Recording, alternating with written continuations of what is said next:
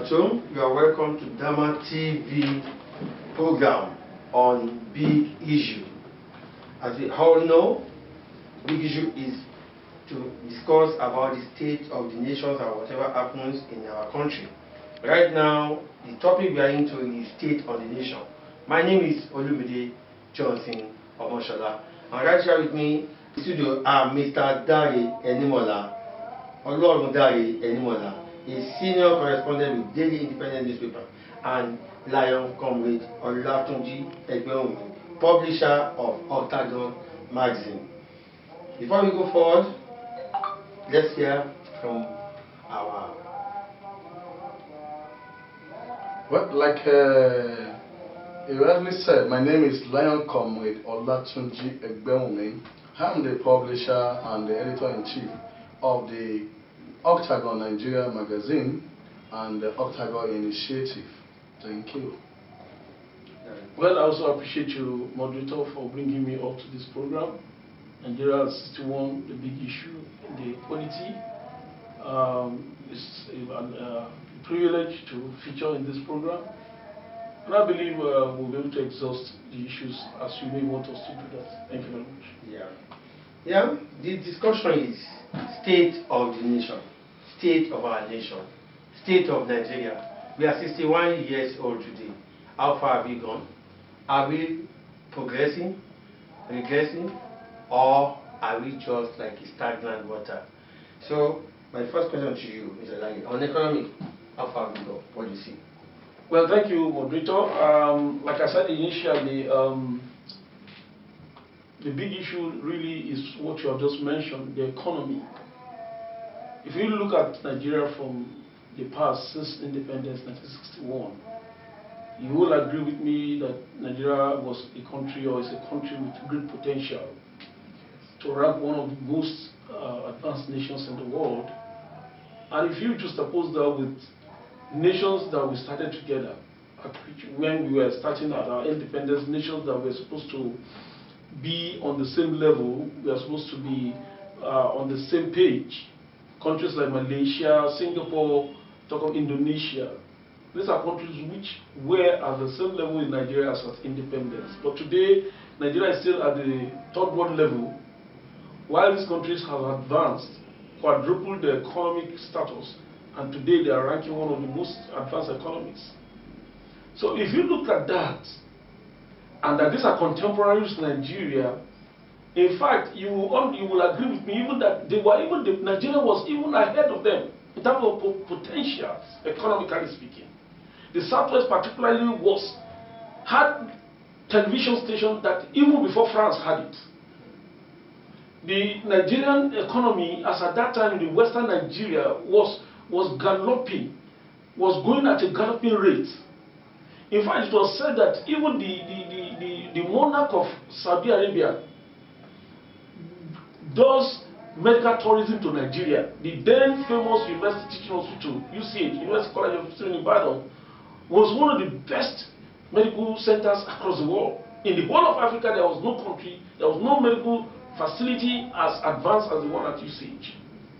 Nigeria, as at that time, was the leading economy. In fact, she derived that name, the giant of Africa, because she was at par with certain economic giants.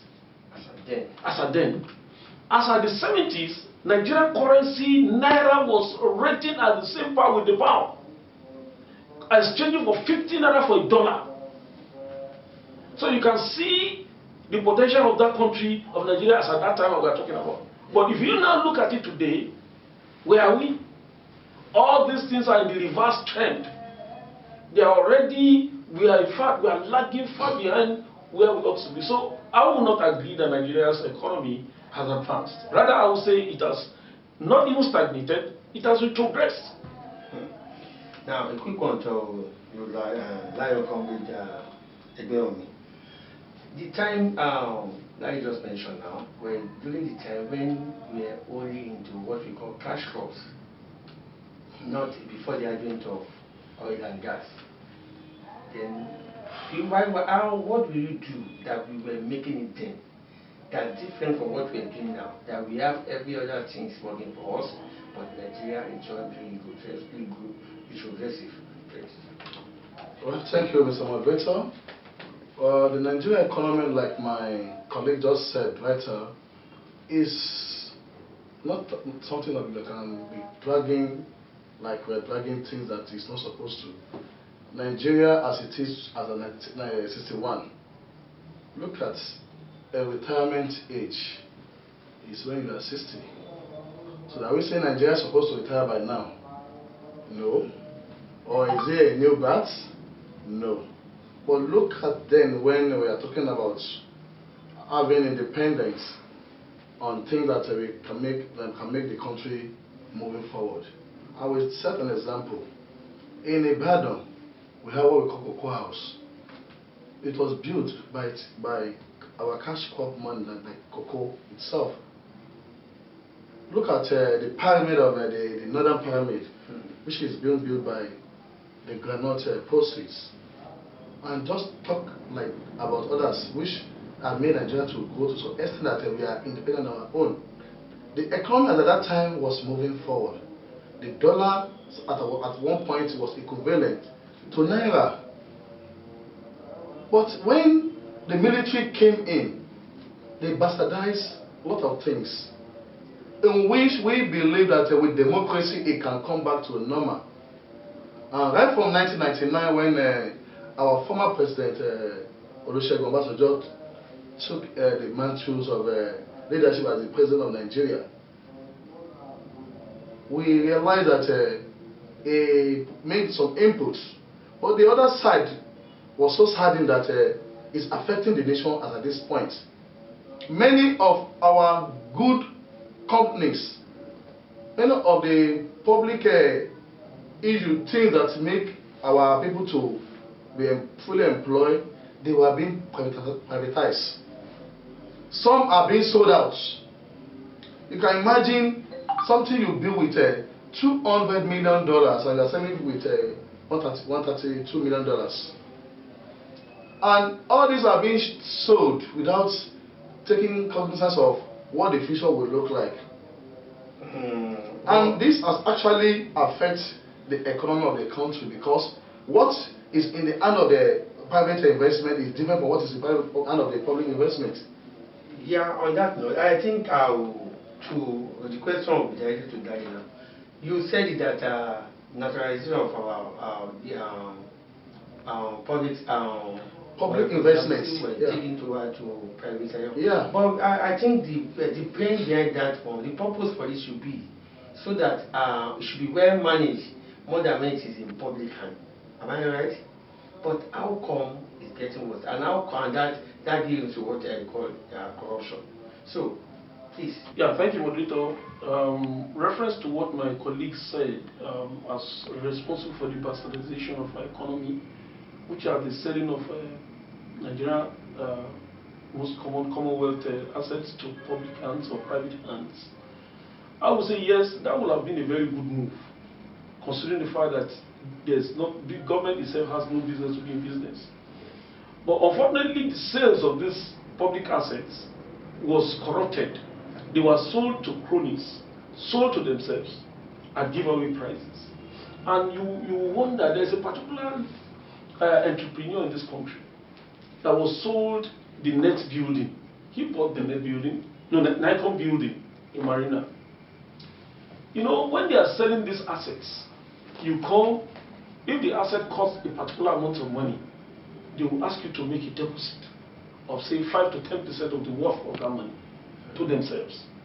Now this guy went ahead, paid 10% or 5% of the cost of the Nikon building, and the moment he got papers or he has access to this building, he took it to international market and sold it. That was 3 of the cost of that money. And yet he did not pay the federal government the due. The building itself now becomes his personal property. He has made quantum amount of money from it, from the little he paid to acquire it. And these are the same things that went around or that is affecting several other public assets. Is it the Nigerian Port Authority? How many ships do we have there when NNSL was still working? Nigeria had over 120 ships, ongoing ocean liners. Where is it today? Nigerian Airways. Where is it today? Where are the famous national shipping, national supply companies? Where are the famous the federal government buildings, asset buildings, properties, companies, Alajasi company sold out to themselves? Which one do you want to mention? All pocketed to themselves. So what was supposed to be a good move of selling public assets to private individuals so that they can use their ingenuity to bring it up and make massive profit so that government can feed on the taxation that comes from it for other things, they are being used. The moment they sell it to themselves, they sell it, they make it moribund. They now sell those companies, they sell the properties, they sell the estates, and make quantum amount of monies for themselves and leave the carcass of the organization there. Where's Oluwa Glass Company today? So many other assets. These are the ways Nigerians and their leaders have helped in devouring and destroying the economic potential of this nation. And so what was supposed to be a plus for us, here we are today, is actually a minus.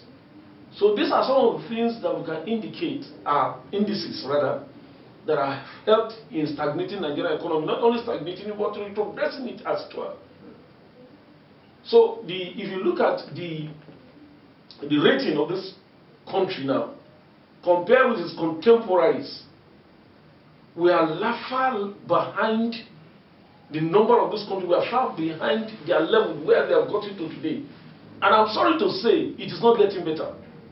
Because there is nothing to show that Nigeria have departed from this their wastage part of penury that our leaders have put themselves onto. Rather, we keep on doing things, doing economic policies that will not suffice in the long run, but only for the short term, and the short term is not even profiting anybody rather than themselves. Yeah,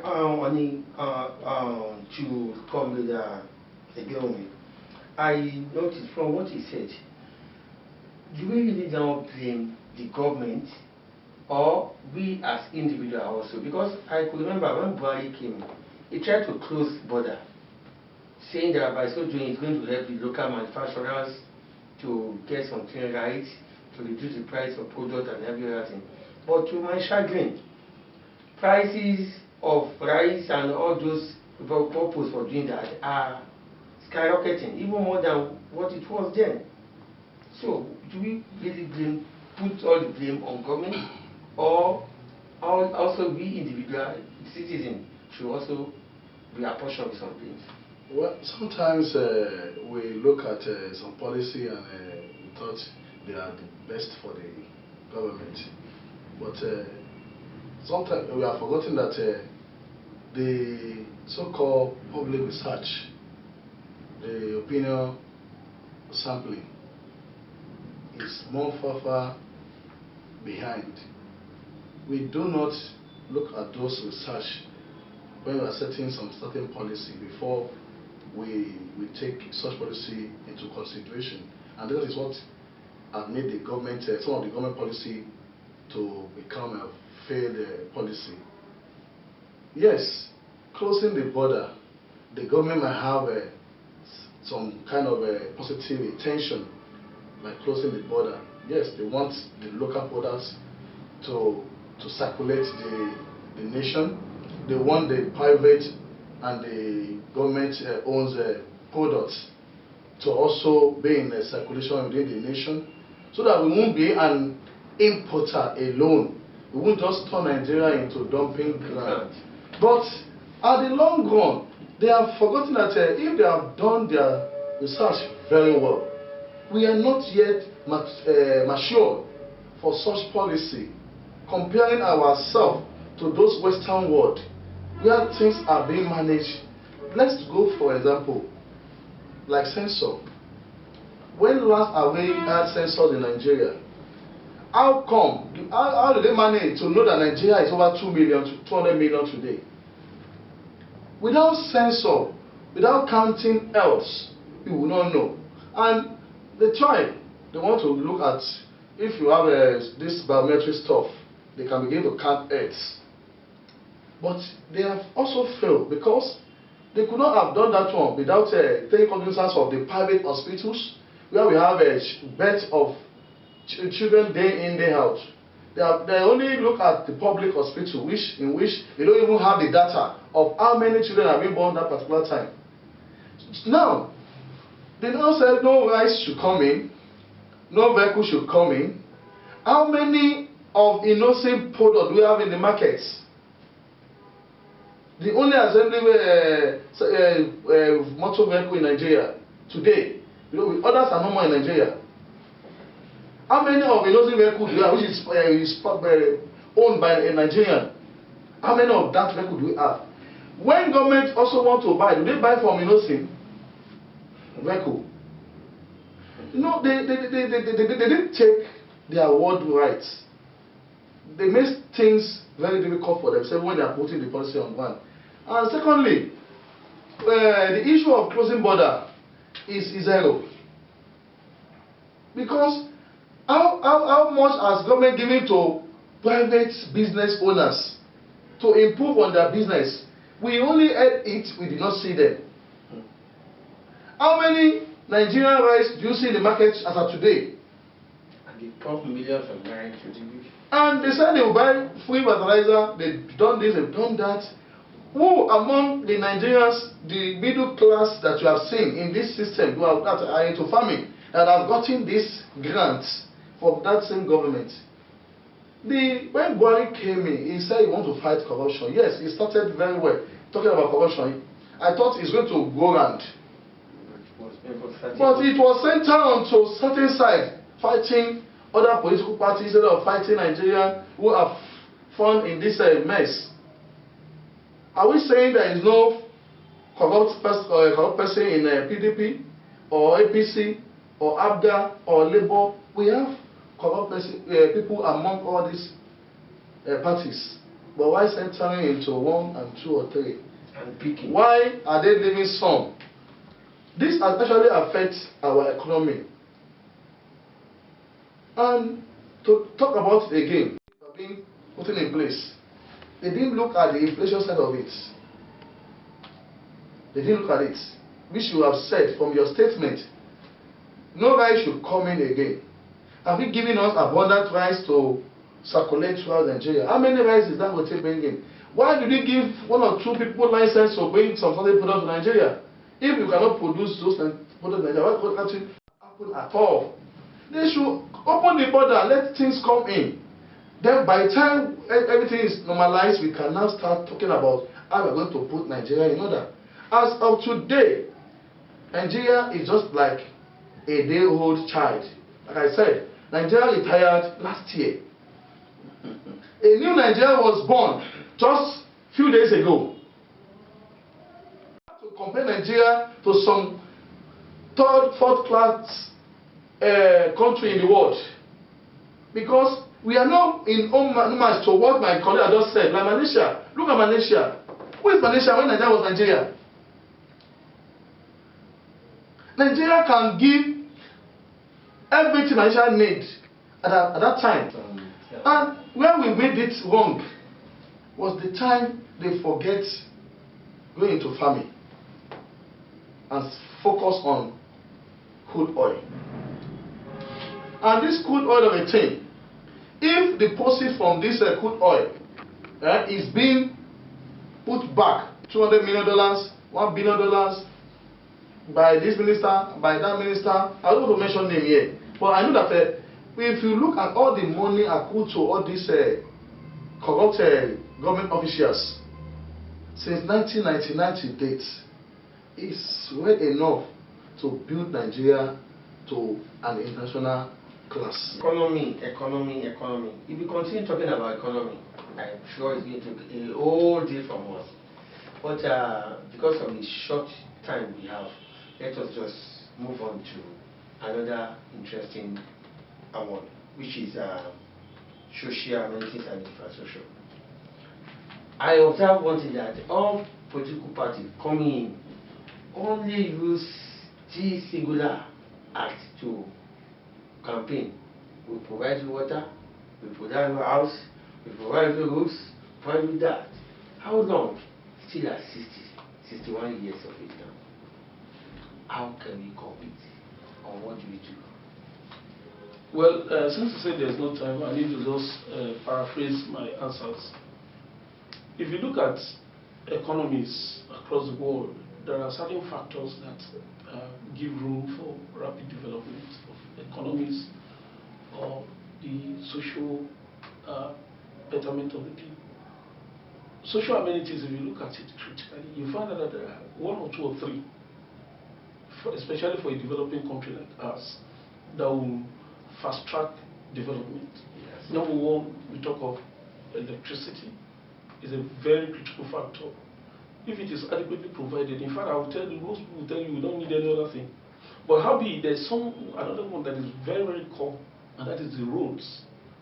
Because transportation is the wheel that drives economic growth. And if the roads are not just there, if transportation is not effective, obviously there won't be the fast tracking of the economy, there will be movement, there will be stagnation, it will be a hard time to push the economy to move. And that's why transportation is at the core, at the heartbeat of any political party or politician that is coming in.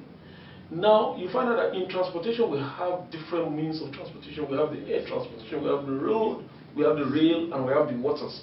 But Nigeria, the roads takes about 90% of the means of transportation. In fact, the road happens to be the core major means of freighting in this country, since the comatose state of the Nigerian railways. And you know, if you want to revive the railway, recently I did a write-up on the Nigerian railway where I visited the Nigerian Railway Corporation. I did a lot of research. I interviewed the general manager and did so many work, interviewed passengers. You will be surprised that despite the humongous spending of government on the railways, in fact, I'll tell you, they've just been able to do, let's say, 5 to 7% of the required means of starting or reviving the Nigerian railway. Now, if we are to wait for the railway to come up, that means Nigerian economy will become stagnated. So that's why road had to come in to play the second fiddle and to take that position and to bring the leadership that is required to move goods and properties around, our goods and passengers around. So if they talk of roads more, I think they are looking at the heartbeat. They are looking at the core of the matter.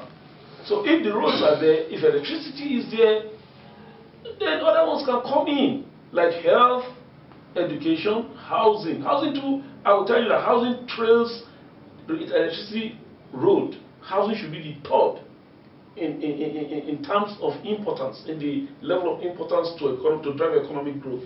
So for them to come and be reiterating that they will do roads, they will do roads, they will do this, it's okay.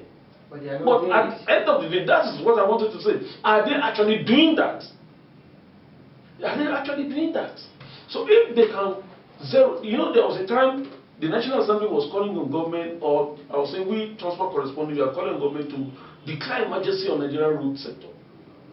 That is to tell you how important this aspect is, how critical it is to national development. So if the politicians come and say it, we are not only asking them to say, what we are asking them to do now is to walk the talk. Do as they have said. It's not just mouthing it that is important, but doing it actually.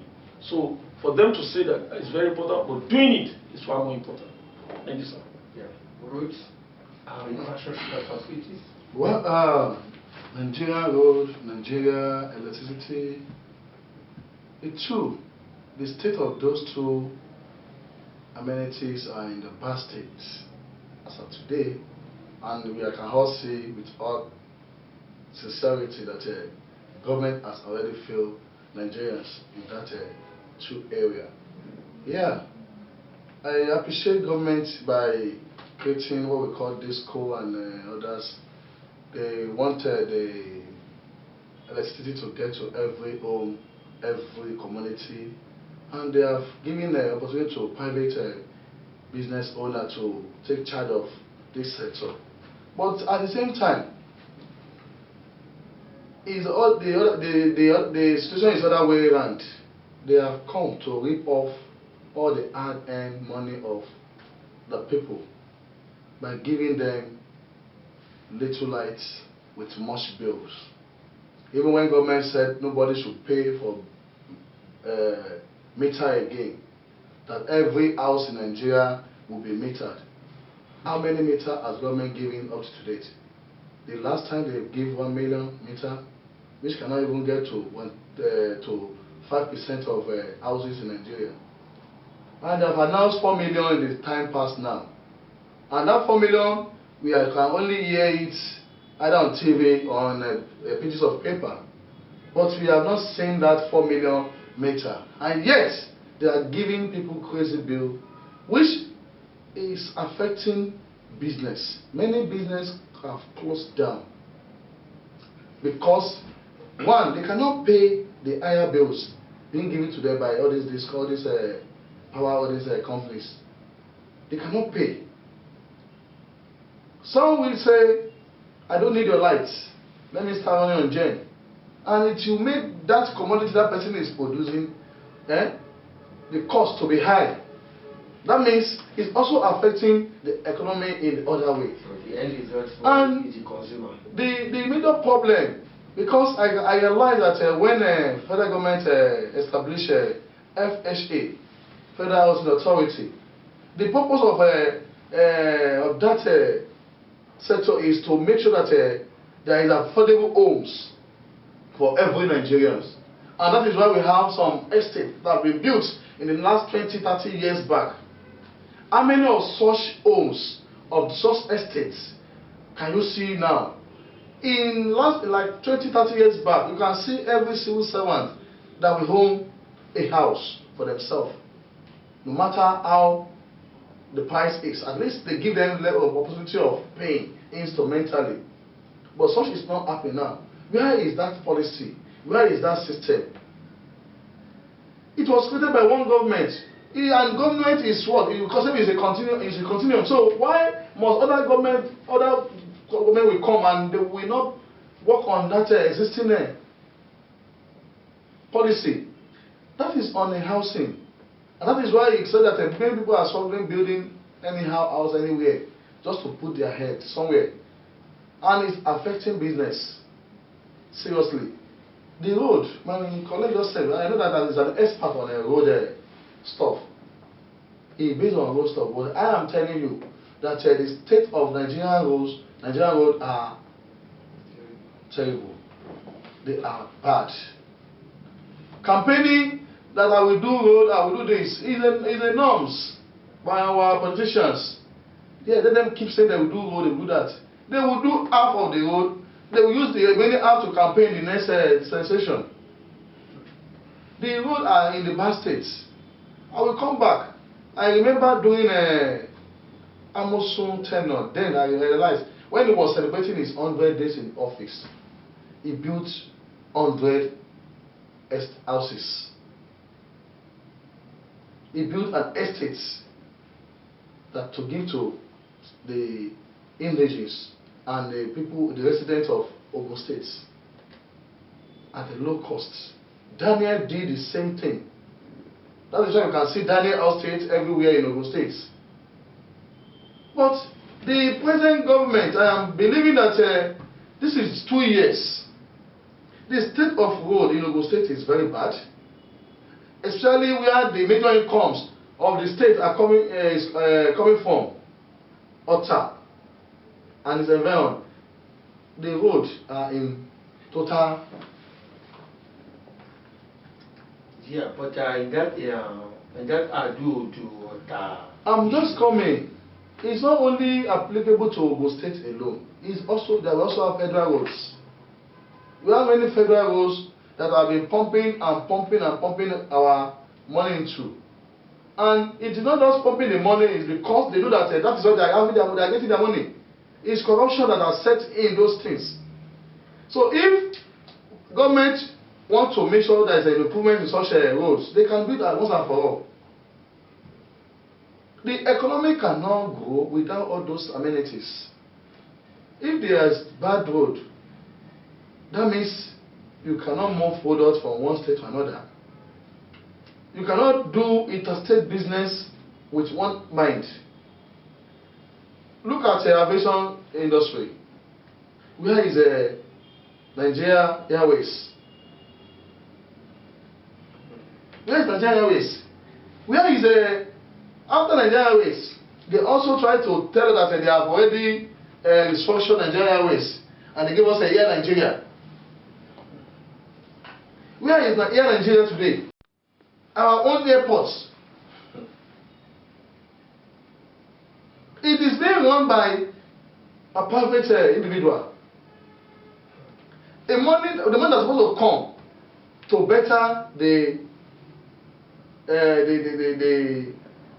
people of the state or of the nation. One or two people are now beneficiaries of such a money. That is restructure Nigeria. Let Nigeria, and if I may say, people are agitating for confederation. If you go back to federation, whereby the center is weak and the states are very powerful, then maybe every state will be able to do the needful, and people of the state can easily ask for what they want from their governors. Thank you. Finally, in our side. On this note, we are rounding up this program on big issue. Once again, I thank our two guests of honor that are here, the person of Mr. Olorungari Enimola, a senior correspondent with Daily Independence newspaper, and also Lion Comrade Mr. Olatunji Egbeomi, publisher of Octagon magazine. We really thank and appreciate you.